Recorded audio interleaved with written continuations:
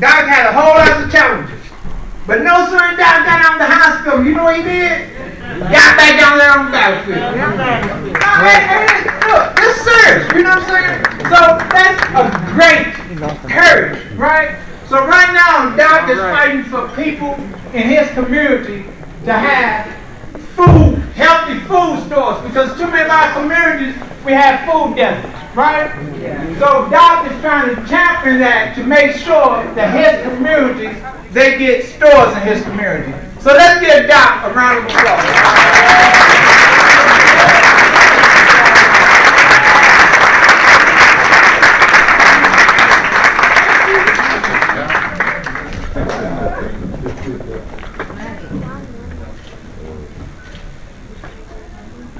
Doc Tatum. Love you, Doc Tatum.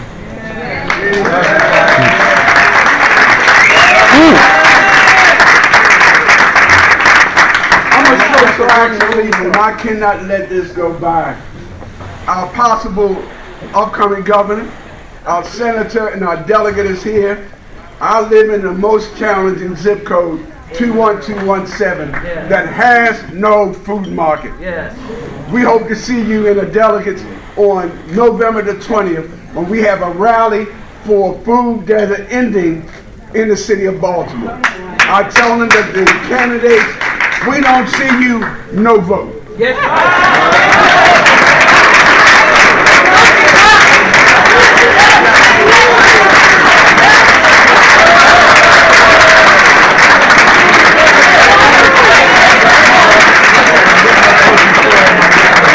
Good morning. Good morning, my beautiful, beautiful black brothers and sisters. It's good to see y'all. Michael, God bless you. Thank you. God bless you not just for the extraordinary introduction, but also just for your leadership and for your friendship. Where you lead, we follow. And you've been very clear throughout an entire career of service about who it is that you will fight for, about who it is you will advocate for, about who it is feet you will hold to the fire, and on behalf of who. And we are all in debt to you for your leadership. I'm in debt for your friendship. God bless you, and thank you for having me here today and for continuing to bring us all together. God bless you. I also get the chance to say hello and bless you and thank you to my friend Tim Adams. One thing that I realize more and more, and also I see two of my dear brothers who are here right now, Antonio Haid and Marlon Ampry. Our leadership in Baltimore, our leadership in the 40th is strong, bold, future-facing, and to have a chance to not just to have our campaign endorsed and supported by both you and the entire 40th, entire West Side, but to also know that as we move forward, we move in this alignment with a core vision, a core focus that the things that are hurting our communities need to stop, and the deliberateness of it. And I remember think about the mayor, where when people say how difficult it is running for office, putting yourself out there, putting your family out there. They weren't lying. It's not easy. But if there's one thing that I also know about us and our community and our history and our culture, is that we do hard things. We do hard things. And we do hard things because we don't forget who it is we're supposed to be doing it for.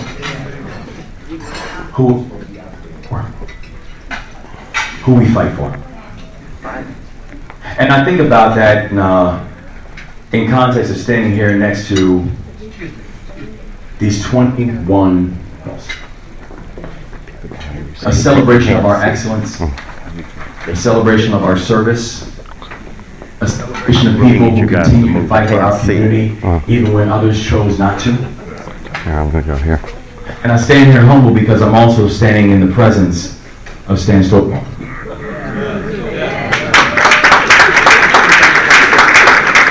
This is a brother who for 50 years 50 years has told truth, has sifted through lies, has sifted through ebbs and flows of politics, and has told us truth in a way that our community needed it and in a way that our community deserved it. Brother, God bless you, and thank you for your continued service to all of us. And you know, I stand here because I know I stand on the shoulders of giants. Many of whom are in this room right now. And they are giants of our brothers, and frankly, I know I'm going to give respect where credit's due on the shoulders of giants who are our sisters too. Amen.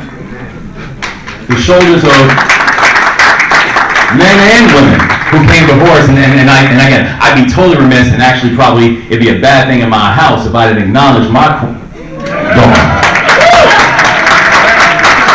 who is my light, she is my fire, she is my motivation. I promise, every single day I strive to make her proud that she said yes. And I'm so eternally grateful for you, always. But I know we stand here in this moment where we do stand on the shoulders of giants. We stand here because others paid ways that we could.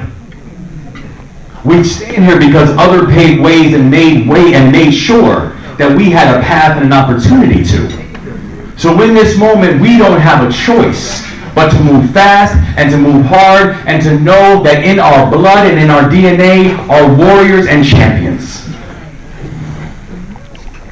I stand here today as the grandson and as the great-grandson of ministers.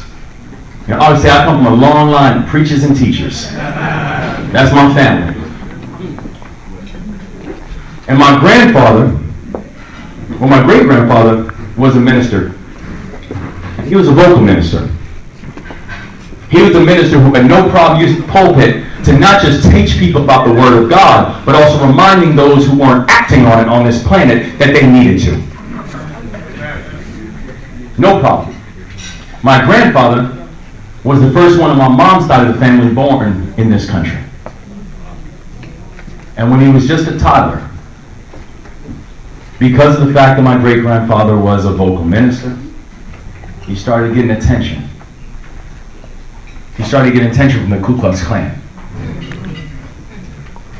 And eventually those threats turned into physical threats, and in the middle of the night, he picked up his family and he left.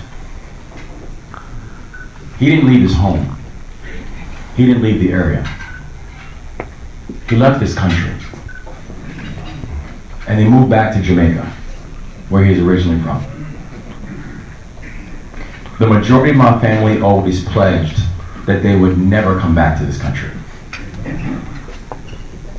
The exception of my grandfather, who always said, I was born here. This is my home. Nobody has any right to take my Americanness from me nor define it. He came back to this country. He went to an HBCU. You know. He went to an HBCU. And he became the first black minister in the history of the Dutch Reformed Church. Reverend James Joshua Thomas. That was his name. Reverend James Joshua Thomas. The first black minister in the history of the Dutch Reformed Church. This is a man who devoted his life to God, to community, to his family. This is a man who sacrificed everything, every day. And literally, he died with a Jamaican accent, like deepest Jamaican accent you know. But maybe was one of the most American and most patriotic people I've ever met in my life. When we talk about people who fought for this country, my grandfather fought for this country. And literally to the point that he didn't just raise his children here, but also when my father, who was actually in the television and radio business, he worked for WMAL, and one day he went to the hospital. He was unshaven, and his clothes were disheveled. And he was asked questions, and people questioned whether or not he had insurance. When my mother arrived to the hospital, they asked her questions like, is your husband prone to exaggeration? He was released from the hospital with the simple instructions to go home and get some rest, and if it got worse, to come back. My father died in front of me 5 hours later. My mother then became a single mom who was going to raise her 3 kids on her own. This was not the life that she prepared for or expected or dreamt about.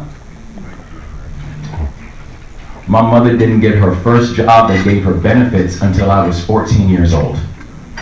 Literally, her first job that gave her reliable hours, her first job that allowed her to work one job instead of multiple jobs. The first job that she got that did that for her was when I was 14 years old. This is a woman with a master's degree. Now, when we're looking at all these various threads, we're looking at the fact that my grandfather gave his life to community, gave his life to God, gave his life to his family, and when he died, he left his children and his grandchildren nothing. He had nothing to leave down. When we're looking at the reality of my father who goes to the hospital, and because of questions of insurance and inequitable medical care, he dies. When we're looking at the reality of my mother who gets her first job when I'm 14 years old, her first job that gets her benefits, how many people we have in this situation. Do you know the thing that it makes me think of? How is that different from many of the stories we're hearing still to this day? Does any of this sound unfamiliar? Does any of it sound unfamiliar when we talk about an inability to pass something down to future generations? Does any of that sound unfamiliar right now in the place that we call home has an 8-to-1 racial wealth gap? And I'm not talking about income, I'm talking about wealth. The ability to pass something on to your children other than debt. Does any of that sound unfamiliar? When we're talking about my father, who goes to the hospital seeking help and quickly finds himself turned away. And my mother and most of my family know to this day, had my father looked different, that treatment would have been different. Does that sound familiar? My mother who receives her first job that gave her benefits when I was 14 years old, when you consider the fact that how many people right now still find themselves working and still living below the poverty line. How many people who lost their jobs due to COVID-19 were living in poverty before COVID-19, i.e. the working poor? How many people find themselves working full days work and still having to make decisions about air or food or whether or not they can provide supports for their children? Does that sound unfamiliar?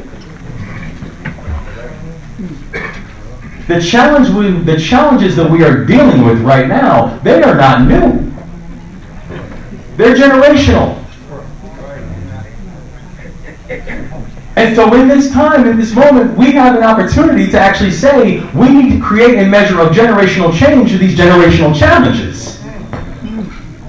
Because if not, we find ourselves repeating this over and over again. And I refuse to have my grandchildren telling the story that I have to tell. I refuse it. Earlier this year, I'm not going to get political, Michael, I promise you that.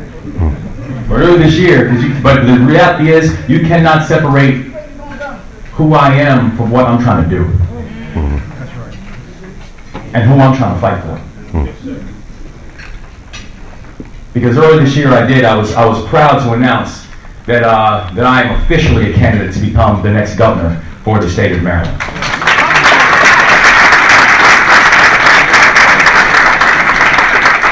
And I know that the things that we are going to drill down in are dealing with things and issues and challenges that for so many of us beforehand we fought and we push on. But it's time to get this stuff done.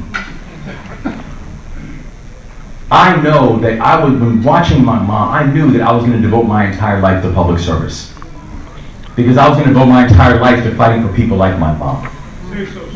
And I was going to devote my entire life for fighting to lead one of the largest nonprofit organizations in America. One of the largest poverty-fighting organizations in this country, where just in my time as CEO, in addition to allocating hundreds of millions of dollars towards food and education and housing and transportation and criminal justice reform, we were also able to fight for policy changes.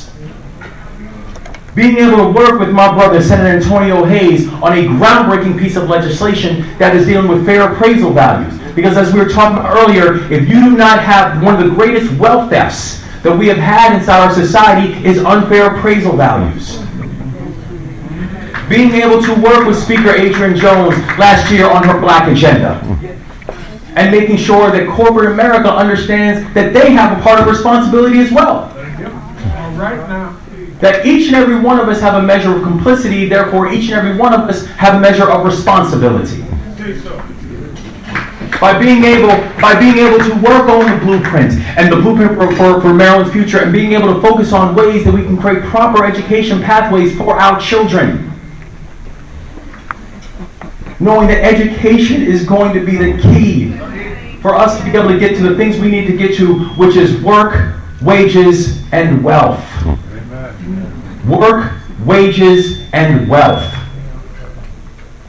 Because if we aren't talking about all of these issues in tandem, then I don't know what we're talking about. If we aren't talking about ways that we can make sure that our K-12 system is properly responsive to the needs of our children, if we aren't talking about ways of making sure that we can create universal pre-K systems for all of our children, because the data shows that the earlier you can get children in a structured academic environment, the better it is for them, and the better it is for the family. If we are making sure that we are understanding trauma and trauma-informed care in all of our education frameworks and in everything within our systems of government, because the trauma that has existed within, not just within our society and our city recently, let's be very clear. Everything about these experiences in these last years have been traumatic. And let's be very clear. The Black experience in this country is a traumatic one. If we are not infusing a trauma-infused care into everything that we do, then we will repeatedly miss a point. My wife and I, we worked with the Empowerment Temple, along with a series of collection of other churches, over this past year with something called Food with a Focus, where our family foundation, which she runs masterfully, made donations, and we allocated over $500,000 into food support. But the reason I say that is this. Just right up Primrose. Working with collections of other churches and mosques and synagogues and homes of worship. We would walk out, and I won't forget the image of my wife as we pulled up for one of the first sessions that was right over here. Her eyes well up. When we looked down and we saw cars for as long as I can see coming in for food packages. Right after COVID, as far as you can see. And we're talking like Mercedes-Benzes. We're talking people who had no idea that just a few weeks ago that they would find themselves food insecure. Who thought things were great, and in just a matter of weeks found themselves and their families in a situation where they weren't. If we aren't being bold and aggressive and future-facing and fixing the systems that continue to allow people to fall between the cracks, then we will repeatedly just find ourselves cleaning up the debris that comes from broken systems.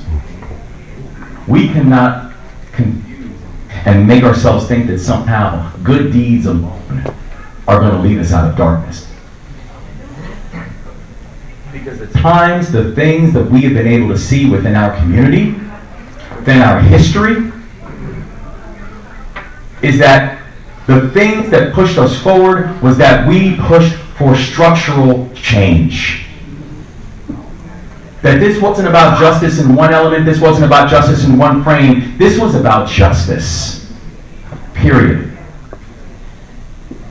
It was about how do we think about all the elements? How do we think about the fact that we have to fix procurement within our society, and we have to make sure that we're supporting our small and our micro businesses led by people of color. The fact that we have massive disparities when it comes to basic allocation, basic supports, the basics of procurement law. The fact that over the past year there was $227 million that were allocated for grants to small businesses within the state of Maryland. 19% go to Montgomery County, 9% go to Prince George's County, despite the fact that Prince George's County has the same number of qualifying businesses. 13% go to Baltimore County, 6% come to Baltimore City. When asked about it, when asked about it, the reason for the discrepancy, the answer that we got was, well, we gave the money out via word of mouth. Whose words? And from whose mouth?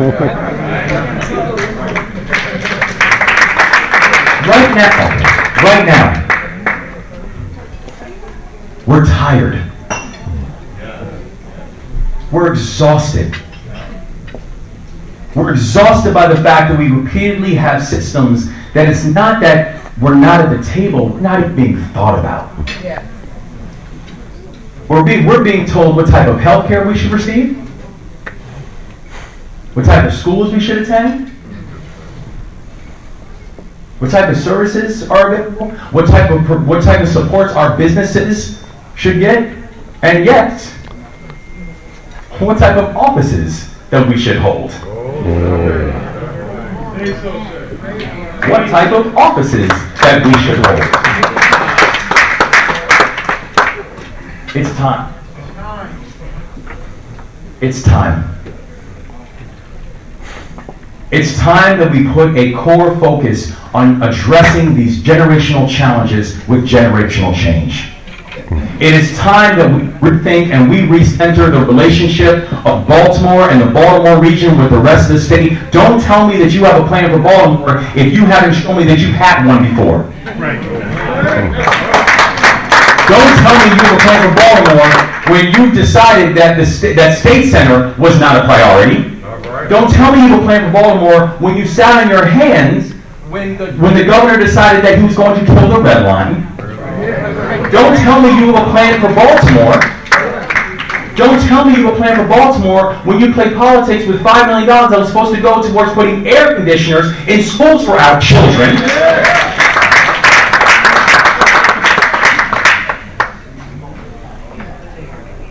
Don't tell me that you have a plan until you show me what you've done already.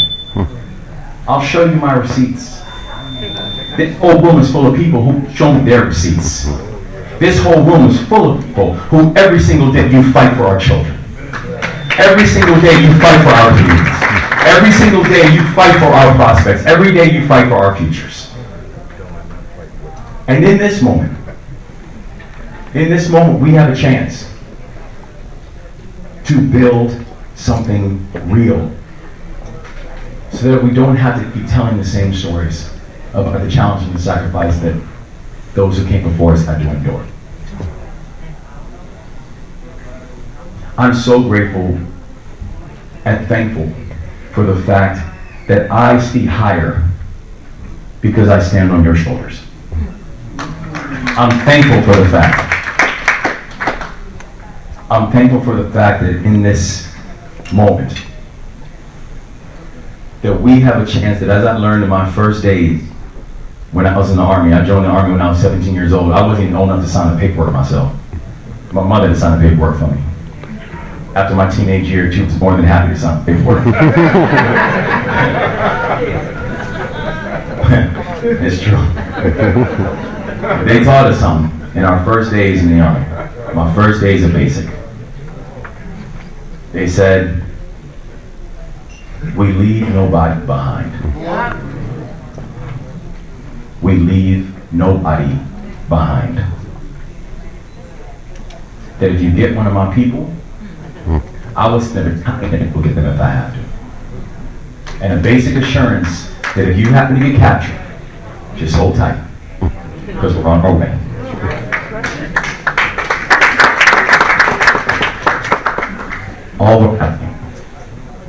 All we're asking is that we be a community and a society that leaves nobody behind. And all we're asking is that the leadership of this room, the leadership of so many of our black men and our honorees today, that we honor the sacrifice and we honor the service by actually getting this done. God bless you all, and thank you so much. Well, we got all the dignitaries at this table. All right. We got all the dignitaries at your table. I love you, man. It's just like that when I grew up. Homage to the king. I got all the dignitaries. Hey, Senator, look, I got all the dignitaries. I see. All the dignitaries.